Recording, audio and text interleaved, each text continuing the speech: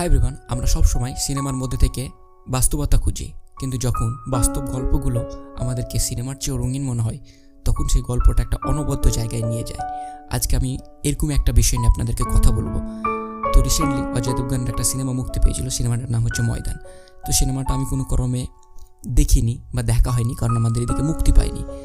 এবং সিনেমাটা আমি ফাইনালি যখন দেখলাম, আমি রিসেন্টলি দেখলাম, এই সিনেমাটা দেখার পর আমি সত্যিকার অর্থে খুবই অবাক।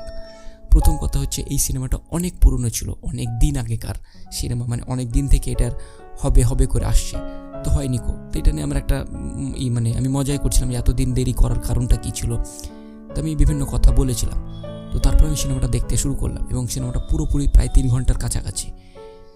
সিরিয়াসলি বলছি, আজ অবধি আমার কেরিয়ারে ওয়ান অফ দ্য বেস্ট বা সবচাইতে বলতে পারেন, ইভেন আমি মহেন্দ্র সিং ধোনির প্রচণ্ড বড় ফ্যান, তাই আমার কাছে স্পোর্টস যে ড্রামাগুলো হয় বা খেলা নিয়ে সিনেমা তৈরি করার মধ্যে ওয়ান অফ দ্য বেস্ট ছিল MS Dhoni the untold story.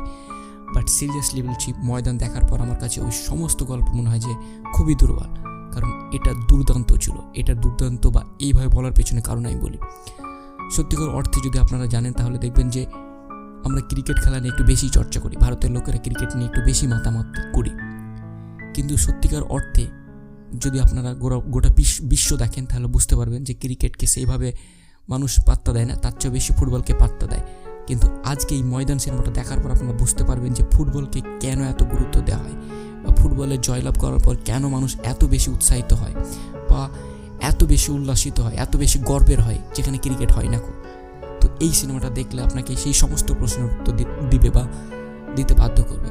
আপনারা হয়তো বিশ্বাস করবেন না, লিটারেলি বলছি, কিছু সিন আছে, কিছু মুভমেন্ট আছে, প্রত্যেকটা মুভমেন্ট গুজবাম্প দেওয়ার মতো।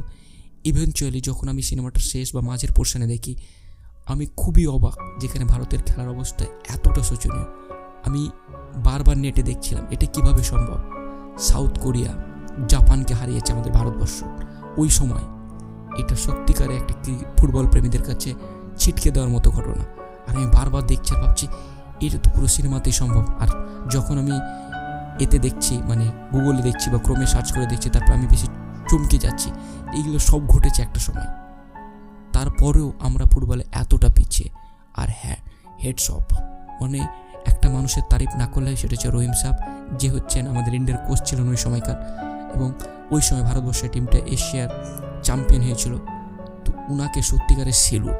উনি এত খারাপ পরিস্থিতির মধ্যে দিয়ে, এত লড়াইয়ের মধ্যে দিয়ে, এবং নিজের শারীরিক অসুস্থতা, ক্যান্সার, তারপরেও এই লেভেলের একটা ডেডিকেশন আপনাকে সত্যি বাধ্য করবে কাঁদাতে।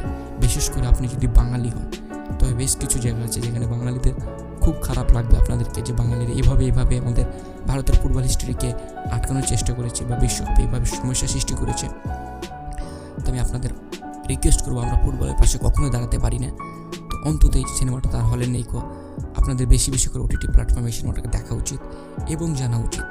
আপনারা এখান থেকে অনেক ইনফরমেশন পাবেন এবং অনেক গর্ববোধ হবে। এটা প্রথম সিনেমা স্পোর্ট নিয়ে, যেটা আমাকে সত্যিকার অর্থে প্রত্যেকটা মুভমেন্ট আমি জানি কী হবে, তারপরেও আমাকে ভালো লেগেছে, জাস্ট অসাধারণ লেগেছে।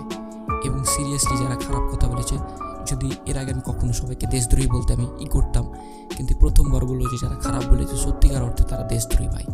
কারণ এই সিনেমাটা সত্যিকার ছিটকে দেওয়ার মতো সিনেমা।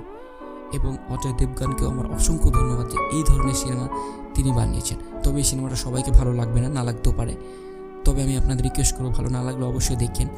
আর যারা ফুটবলের সাথে ডাইরেক্টলি যুক্ত আছেন তারা ডেফিনেটলি দেখবেন, এবং যারা বাস্তবিক জীবনে মনে হচ্ছেন হেরে যাচ্ছেন, তারাকেও অনুরোধ রইল, তারাও অবশ্যই দেখবেন।